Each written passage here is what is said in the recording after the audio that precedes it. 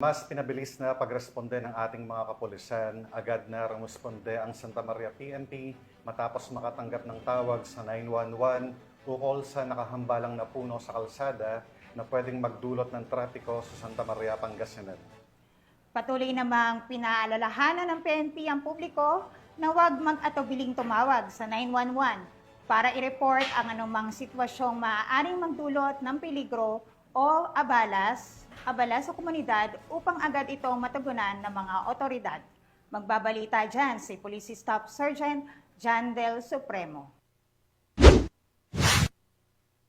Agad na rumisponde ang mga tauhan ng Santa Maria PNP matapos makatanggap ng tawag mula sa 911 emergency hotline kaugnay ng isang bumagsak na puno na nakaharang sa bypass road sa barangay Kaoplasan, Santa Maria, Pangasinan.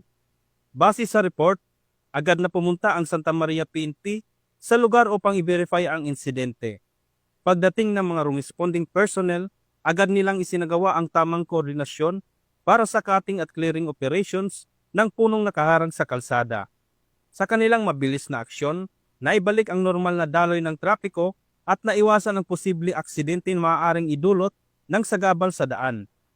Isa na namang matagumpay na 911 call response ang naitala. Patunay ito na sa mabilis na koordinasyon at aksyon ng ating kapulisan, naihahatid ang agarang serbisyo at masisiguro ang kaligtasan ng bawat mamamayan. Mula dito sa Ilocos Region, ako ang inyong PNN correspondent, Police Staff Sergeant John Del Supremo, alagad ng batas, tagataguyod ng balitang pulis.